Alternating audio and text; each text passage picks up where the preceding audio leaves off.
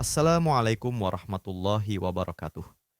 Alhamdulillah, segala puji bagi Allah yang telah memberikan kita kesempatan untuk berkumpul dalam keadaan sehat walafiat. Pada kesempatan kali ini, kita akan mendalami tema yang sangat penting bagi kehidupan kita sebagai seorang muslim, yaitu cara menjaga hati tetap tenang dalam Islam. Dalam dunia yang penuh dengan tantangan dan kecemasan, hati yang tenang adalah sesuatu yang sangat kita dambakan. Lalu, bagaimana cara Islam mengajarkan kita untuk mencapai ketenangan hati?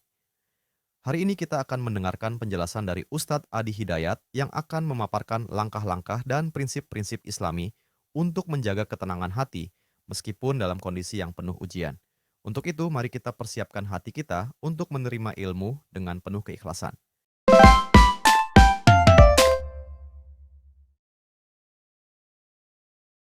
Assalamualaikum Ustaz. Waalaikumsalam warahmatullahi wabarakatuh.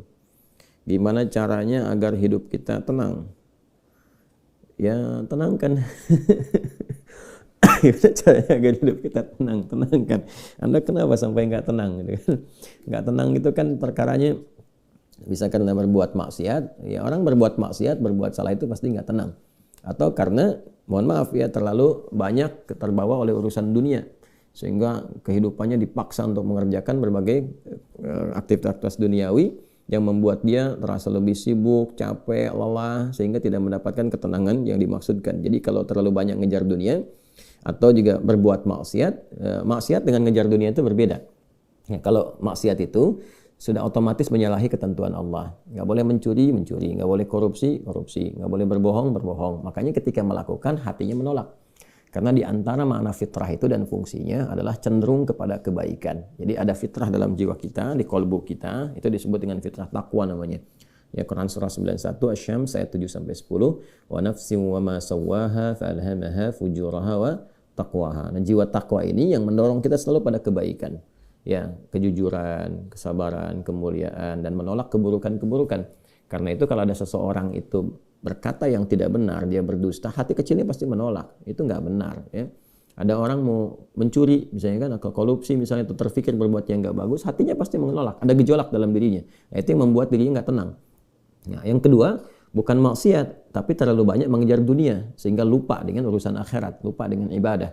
Ya, dia bekerja formal, benar, dia nggak menyalahi aturan, dia nggak korupsi, tapi dia berangkat dari gelap, pulang gelap lagi, menempuh perjalanan, kerja lagi, kena kemacetan.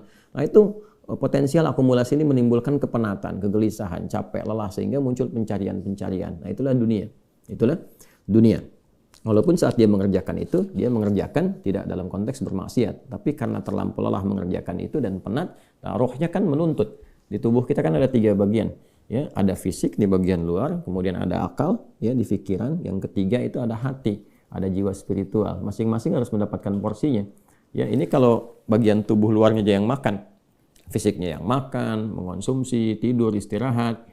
Ya, kemudian akalnya nggak pernah dipakai, nggak pernah belajar, nggak pernah baca, nggak pernah apa. Ini akalnya juga bisa protes, tumpul, nggak nyaman. Ya, sebaliknya juga, kalau dia misalnya ya makan, minum, kerja, aktivitas, olahraga, akalnya dipakai, dia baca dan sebagainya, tapi rohnya nggak pernah diberikan porsinya. Dia nggak pernah ibadah, nggak pernah sholat, nggak pernah baca Quran dan sebagainya. Maka ini yang generator kehidupannya, ini sumber ketenangannya, maka tetap akan gelisah. Karena itu ditemukan betapa orang pintar, ya kan, kerja keras dan sebagainya, tapi ya rohnya nggak terisi, banyak yang bunuh diri. Ya, di Jepang terjadi, itu kan. Atau bahkan setidaknya ada orang-orang kaya yang sudah hebat, pinter-pinter, ya di akhir hidupnya apa yang dia kerjakan?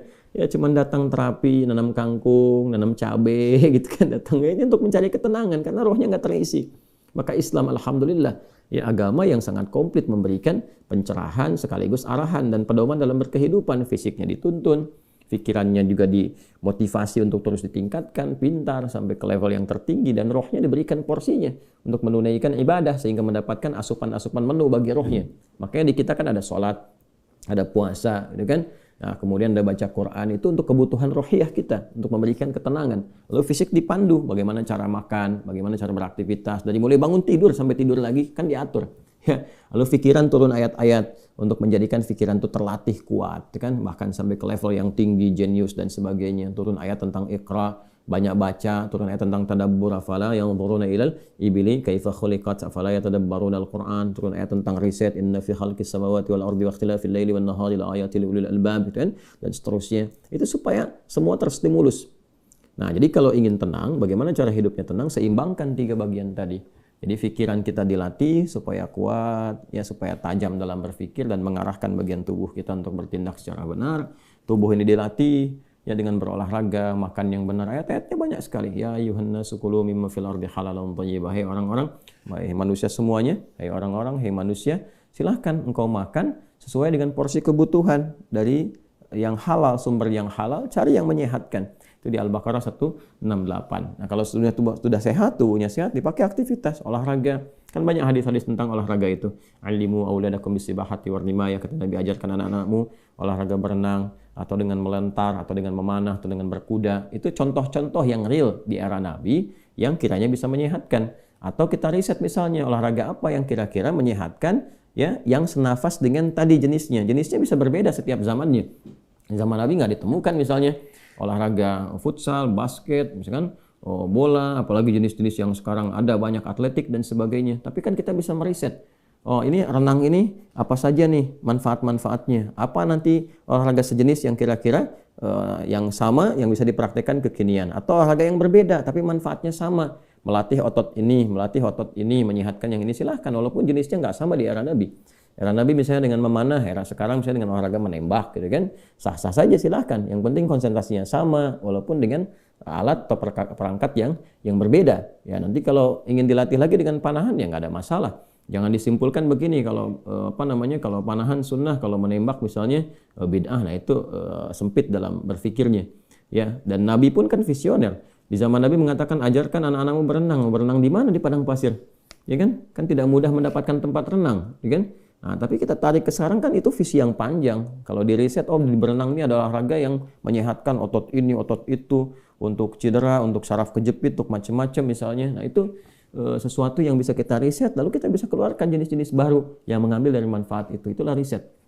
Itulah riset. Nah, terkait dengan ketenangan ini, apa amalan pokoknya? Karena ketenangan bagian dari pikiran yang disupport oleh keadaan jiwa. Intinya di kolbu, ketenangan itu intinya di kolbu. Jadi kalau kolbunya nggak tenang, hatinya nggak nyaman, hatinya nggak tenang, itu kebawa ke pikiran. Makanya orang-orang yang kena penyakit hati, sekalipun dia sehat tubuhnya, ya jenius otaknya, tapi kena penyakit hati. Dia kena penyakit iri. Ya, iri kan iri hati. Saya belum pernah dengar iri akal, iri pikiran, ya, atau iri mata, ya, iri kaki, iri tangan, nggak ada. Yang ada iri hati. Ya, dengki misalnya, ria, itu penyakit hati semua. Makanya orang dengki, orang hasad itu pasti hidupnya nggak tenang. Ya, orang berilmu, tapi dia kena penyakit hati, iri kepada orang berilmu yang lain, itu nggak tenang hidupnya. Ya kan? Orang kaya, tapi dia pendengki, kaya terhadap dirinya sendiri, ya, dan dia dengki dengan kekayaan orang lain, itu nggak akan tenang. Dia terus pikirin bagaimana melampaui orang itu, bagaimana supaya dia celaka dan sebagainya. Itu yang sangat berbahaya. Maka untuk menenangkan diri itu, amalan-amalannya tidak ada yang lain kecuali meningkatkan ibadah, meningkatkan amal soleh, meningkatkan ketaatan. Semua jenis amal soleh itu di Quran disebut dengan zikir. Dengan apa? Zikir. Salat misalnya namanya zikir di Quran. Disebutkan dengan zikir. Quran surah ke-20 Taha di ayat ke-14. Innani anallahu la ilaha illa ana fa'budni wa aqimis salata li dzikri. Sayalah Allah, kata Allah, tidak ada Tuhan yang layak dipertuhankan dan disembah kecuali saya. Ya, kemudian kata Allah, fa'budni, maka setelah engkau bertuhan kepada saya, kata Allah, sembahlah saya. Nah, ini kalimat yang paling jelas sekali, nggak ada ambigu, terang, menyebabkan kita memahami bahwa ini kebenaran risalah Islam dari aspek ketuhanan. Ya, silakan Anda komparasikan. Ya, saya sejauh ini saya mengkomparasikan, melihat, membandingkan, saya tidak menemukan kecuali di Islam yang di dalam kitab suci mengatakan langsung Tuhannya langsung, ya, yang berkata saya Allah, kata Allah itu kan, ya, tidak ada Tuhan selain saya. Itu tegas sekali. Ya, menyebutkan saya Allah, nggak ada Tuhan selain saya, sembah saya. Dan biasanya kalau ada kalimat atau informasi yang pede jelas disampaikan, itu menunjukkan kekuatan dan kebenaran.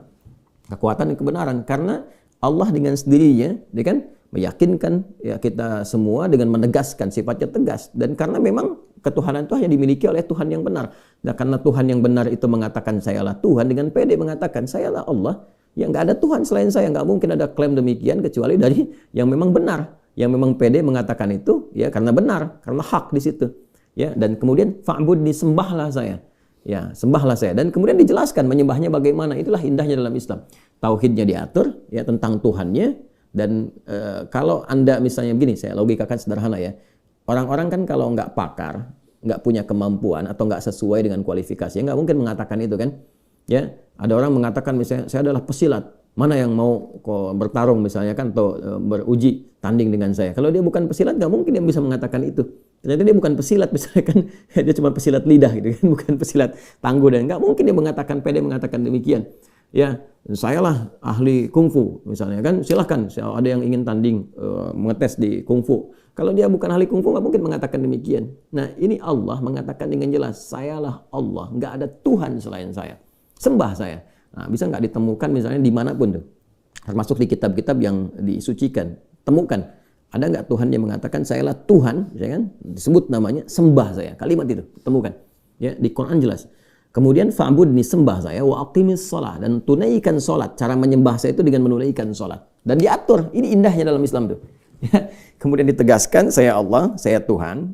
Kemudian nggak ada Tuhan selain saya kata Allah. Kemudian sembah saya. Cara menyembahnya pun diatur, namanya salat. Cara mengerjakannya begini. Ya, lalu ditunjuk diutuslah Nabi Muhammad SAW untuk mengajarkan dari awal sampai akhir, dari gerakan sampai bacaan, dari mulai hukumnya diajarkan, ya dari cara menghadap ke arah mana, kemudian bagaimana caranya, ya dari mulai berwudunya bahkan sampai dengan selesainya. Ya ini menunjukkan bahwa risalah agama ini benar. Nggak mungkin kan diada-adakan demikian. Gimana cara bisa merekayasa seperti itu terjadi? Nggak mungkin. Ya ini dari awal sampai akhir dan nggak ada kreativitas di situ. Nggak ada kreativitas dan semua sama. Ya, orang Arab demikian, yang bukan Arab demikian. Ya, jadi nggak ada ceritanya misalnya di Arab pakai bahasa Arab, di Indonesia pakai bahasa Indonesia. Ya, di Indonesia di Sumatera pakai bahasa Sumatera misalnya, atau di Jawa pakai bahasa Jawa. Tidak. Ya, Quran mau dimanapun pakai bahasa Arab. Salat dengan cara yang sama, menghadap ke tempat yang sama. Tapi terkait dengan pertanyaan ini, teruskan ayatnya. Wa aqimis salata lidzikri. Tunaikan salat kepadaku, kan, sebagai zikir. Jadi salat itu disebut dengan zikir. Berdoa juga zikir. Ya, doa juga zikir. Quran surah ke-7 ayat 205. Wadhkur rabbaka fi nafsika tadarruan wa khifatan wa dunal jahri minal qaul, dan berzikirlah, berdoalah maksudnya. Zikir ini doa. Ya, berdoalah, mohon dengan sepenuh jiwamu, dengan ketenangan gitu kan, mintakan kepada Allah dengan penuh ketenangan. Dan mohon dengan kekhusyuan, mohon dengan penuh harap supaya dikabulkan. Nah, silakan cek, bukankah saat berdoa itu ada ketenangan? Anda punya masalah, alih-alih Anda curhat di media sosial, gitu kan? Nah, kemudian Anda arahkan untuk berdoa dengan cara yang benar. Anda ke kiblat, wudu, minta dengan khusyuk. Bukankah saat berdoa tenang? Ya kan? Bukankah saat sholat itu Anda lebih tenang? Ya kan? Bukankah saat Anda baca Quran lebih tenang? Nah, baca Quran itu disebut dengan zikir, karena Qurannya disebut zikir. Quran surah ke-15 ayat 9. Inna nahnu nazzalna dzikra wa inna lahu lahafidhun. Kami telah turunkan Al-Quran sebagai zikir. Nah, Anda itu kalau baca Quran kan lebih tenang. Apalagi kadang terjadi begini, sedang punya masalah, terus kita buka mushaf, random acak tuh dibuka begini, tiba-tiba ayatnya sesuai dengan masalah kita gitu. Nah, baru baca aja udah tenang keadaan jiwanya. Ya, udah menyebut nama Allah baru bismillahirrahmanirrahim, sudah tenang. Ya, Quran surah ke-8 ayat kedua. Innamal mu'minuna alladzina idza dzukirallahu wajilat qulubuhum wa idza tuliyat 'alaihim ayatuhu zadatuhum imanan wa 'ala rabbihim yatawakkalun. Ciri orang beriman itu kalau disebutkan nama Allah ada getaran konfirmasi di jiwanya, dan kalau dibacakan kepada ayat-ayat Allah bertambah keimanan. Iman itu kan sumber ketenangan. Ya, makanya iman itu berasal dari kata al-aman. Ulaika lahumul amnu, kan? Ya, alladzina amanu wa lam yalbisu imanahum bidzulmin, ya ulaika lahumul amnu. Orang-orang yang beriman itu kata Al-Qur'an, dan kalau imannya benar, maka akan mendapatkan ketenangan dalam jiwanya. Nah, ini kalau dibacakan Quran ada ketenangan dalam diri kita. Kita dengar orang lain baca Quran aja udah tenang, apalagi kita baca sendiri, ya kan? Apalagi misalnya zikir. Ya, zikir. Pas salat kita berzikir kan, amalannya disebut zikir. Itu membuat kita tenang. Subhanallah, alhamdulillah, Allahumma antas salam, istighfar. Quran surah ke-4 An-Nisa ayat 103. Fa idza qadaytumus salata fadhkurullaha qiyaman wa qu'udan wa 'ala junubikum. Kalau Anda telah tuntas mengerjakan salat, maka berzikirlah. Ya, subhanallah, alhamdulillah, Allahu akbar, Allahumma antas salam. Ya, dari astagfirullah dulu awalnya, kan? Nah, itu membuat diri kita lebih tenang, lebih nyaman. Nah, itu semua amalan tadi disebut dengan zikir. Karena itu disimpulkanlah di Quran surah ke-13 Ar-Ra'du di ayat ke-28 ketika Allah berfirman, "Ala bi dzikrillahi tatma'innul qulub." Yakinkan pada dirimu. Ala itu harfu taukid, bukan hanya ikhbar. Huruf untuk menginformasikan sekaligus menguatkan informasi yang disampaikan. Saya tegaskannya kata Allah, yakinkan pada dirimu dengan meningkatkan zikir kepada Allah, maka akan cenderung berdampak tenang kepada jiwa. Nah, jadi kalau Anda ingin tenang, saya ingin tenang, kita ingin tenang, gampangnya tingkatkan zikir. Zikir itu bentuknya ibadah, baik dengan ibadah fisik seperti sholat, baca Al-Quran, atau ibadah harta dengan bersedekah misalnya, ya, zakat itu kewajiban, infak itu tambahkan. Kalau ingin tenang, cobalah pagi-pagi cari orang-orang yang berhak mendapatkan itu sesuai dengan kualifikasi yang disampaikan Al-Quran dan hadis, jalan, temui, bersedekah, nggak usah banyak dipamerkan, ya, macam-macam bersedekah, sampaikan dengan tulus. Nanti Anda akan mendengar orang itu berkata, terima kasih Pak, semoga Bapak disehatkan, keluarga juga dilancarkan rezekinya, dijaga oleh Allah kemuliaannya. Oh, itu mahal sekali. Padahal ini keluarkan mungkin 5.000, 10.000, tapi bagi orang-orang tertentu itu sangat berharga dan melahirkan doa yang dengan doa itu mengguncang aras dan memberikan ketenangan kepada jiwa. Kan? Wallahu ta'ala a'lam bissawab. Alhamdulillah, kita telah mendengarkan penjelasan yang sangat dalam dan penuh hikmah dari Ustadz Adi Hidayat mengenai bagaimana cara menjaga hati tetap tenang dalam Islam. Semoga apa yang telah disampaikan bisa menjadi panduan bagi kita semua dalam menghadapi berbagai ujian hidup. Ketenangan hati bukanlah sesuatu yang mudah, tetapi dengan tawakal kepada Allah dan menjalankan ajarannya, kita bisa meraih ketenangan sejati. Mari kita terus berusaha untuk menjaga hati kita tetap tenang, tidak hanya dalam kata-kata tetapi dalam sikap dan perbuatan kita sehari-hari. Jangan lupa untuk selalu istiqomah dalam memperbaiki diri dan mendekatkan diri kepada Allah. Semoga kita semua diberikan hati yang tenang dan hidup yang penuh berkah. Terima kasih atas perhatian dan partisipasi Anda semua. Kami tutup kajian kali ini dengan doa agar Allah senantiasa menjaga hati kita semua. Wassalamualaikum warahmatullahi wabarakatuh.